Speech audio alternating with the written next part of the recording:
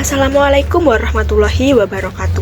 Kembali lagi di YouTube channel FKIP Universitas Jember. Sebelumnya perkenalkan saya Al-Azizah Rosidatul Umah dari Pendidikan Bahasa dan Sastra Indonesia Angkatan 2020. Di sini saya akan menjelaskan beberapa materi kelas 12. Sebelum memasuki materi tersebut, mari kita melakukan jargon terlebih dahulu agar menambah semangat kalian. Jika saya mengucapkan 12 yakuza, silakan kalian menjawab, yakin aku bisa. Paham? Mari kita mulai. 12 yakuza, yakin aku bisa. Wah, kalian sungguh sangat semangat ya. Mari kita memasuki tahap selanjutnya. Sebelum memasuki materi, mari kita mengingat materi sebelumnya. Untuk mengingat materi sebelumnya, silahkan kalian menjawab pertanyaan-pertanyaan berikut. Bagaimana? Kalian sudah menjawab pertanyaan-pertanyaan yang telah disediakan? Tentunya kalian dapat mudah menjawab pertanyaan tersebut, karena sebelumnya kalian telah mempelajari materi-materi surat lamaran pekerjaan. Selanjutnya, sebelum memasuki materi, kita juga akan melihat apa saja sih kompetensi dasar, tujuan pembelajaran, dan indikator pencapaian yang akan kita capai di materi ini. Yang pertama yakni kompetensi dasar. Kompetensi dasar pada materi ini yakni kompetensi dasar 3.3, yakni mengidentifikasi informasi yang mencakup orientasi, rangkaian kejadian yang saling berkaitan, komplikasi dan resolusi dalam cerita, sejarah lisan atau tulis. Kemudian selanjutnya yakni tujuan pembelajaran. Tujuan pembelajaran yang pertama yaitu siswa dapat menemukan informasi penting dalam novel sejarah yang telah dibaca.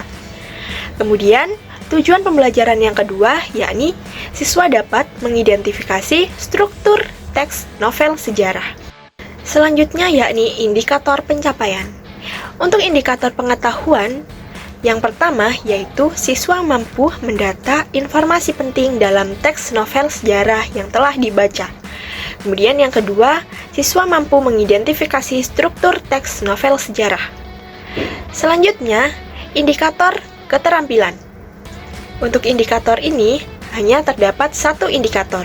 Yang pertama dan terakhir yakni siswa mampu menuliskan kembali nilai-nilai dalam novel sejarah. Baik, selanjutnya kita akan memasuki pada materi. Sebelum memasuki materi, mari kita melakukan apersepsi terlebih dahulu.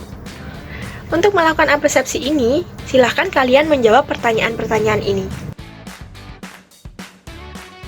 Baik, langsung saja kita memasuki materi yang pertama, yakni pengertian teks cerita sejarah.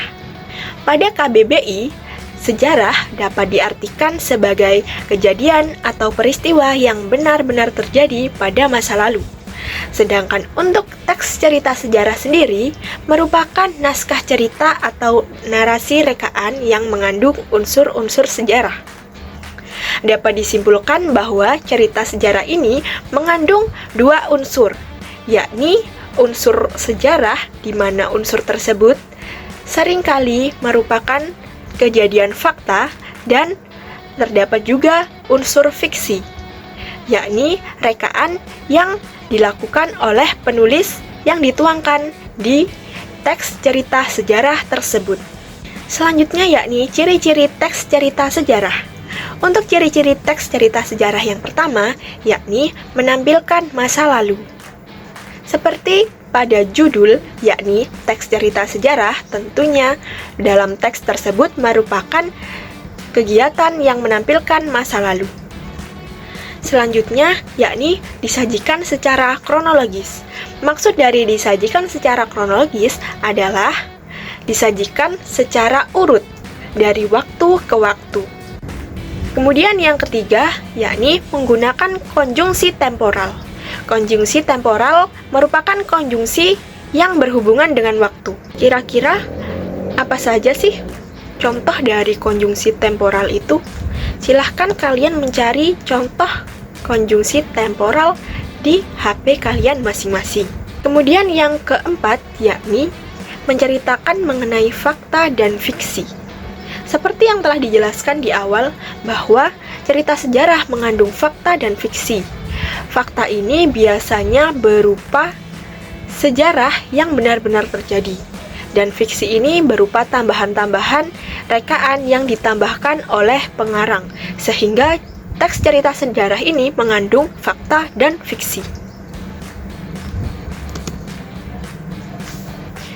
Selanjutnya yakni novel sejarah dapat dikategorikan sebagai novel ulang atau disebut dengan rekon.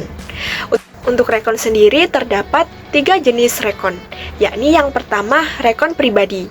Rekon pribadi merupakan novel yang memuat kejadian dan penulisnya terlibat secara langsung. Selanjutnya yakni rekon faktual atau informasional. Adalah novel yang memuat kejadian faktual seperti eksperimen ilmiah atau data-data dari kepolisian. Kemudian yang ketiga yakni rekon imajinatif, merupakan novel yang memuat kisah faktual yang dihayalkan dan diceritakan secara lebih rinci. Untuk novel teks cerita sejarah sendiri, itu termasuk dalam kategori rekon imajinatif, yakni novel yang memuat kisah faktual yang dihayalkan dan diceritakan secara lebih rinci. Selanjutnya yakni menentukan hal menarik dalam novel sejarah.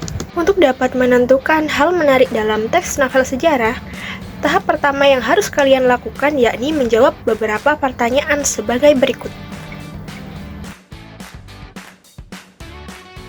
Selanjutnya, setelah kalian menjawab pertanyaan-pertanyaan tersebut, kalian harus menganalisis antara fakta dan fiksi yang terdapat dari cerita tersebut berdasarkan jawaban dari pertanyaan-pertanyaan yang telah kalian jawab. Setelah itu, kalian baru mendapatkan fakta menarik yang terdapat pada cerita tersebut. Selanjutnya yang kedua yakni pengungkapan peristiwa. Dalam bagian ini disajikan peristiwa awal yang menimbulkan berbagai masalah, pertentangan, ataupun kesukaran-kesukaran bagi para tokohnya. Selanjutnya yang ketiga, menuju konflik. Pada bagian ini, terjadi peningkatan perhatian, kegembiraan, kehebohan, ataupun keterlibatan sebagai situasi yang menyebabkan bertambahnya kesukaran tokoh.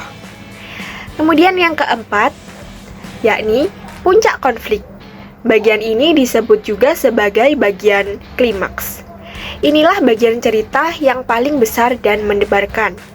Pada bagian ini, dibentuknya perubahan nasib beberapa tokohnya. Misalkan, apakah dia berhasil menyelesaikan masalah atau justru gagal dalam menyelesaikan masalah konflik.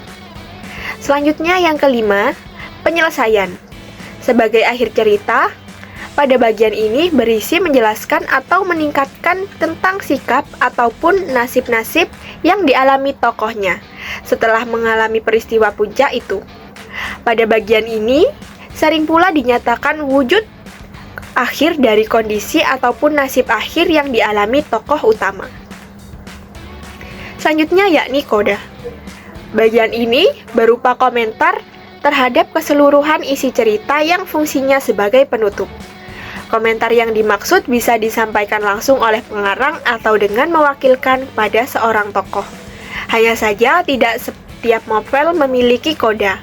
Bahkan novel-novel modern lebih banyak menyerahkan simpulan akhir cerita itu kepada para pembacanya. Mereka dibiarkan menebak-nebak sendiri untuk menyelesaikan ceritanya. Selanjutnya kita memasuki bagian kesimpulan. Kesimpulan materi yang telah saya jelaskan yakni sebagai berikut. Teks cerita sejarah adalah naskah cerita atau narasi rekaan yang mengandung unsur-unsur sejarah, di mana cerita sejarah termasuk dalam rekon imajinatif yang memiliki struktur 1. Pengenalan situasi cerita. Yang kedua, pengungkapan peristiwa.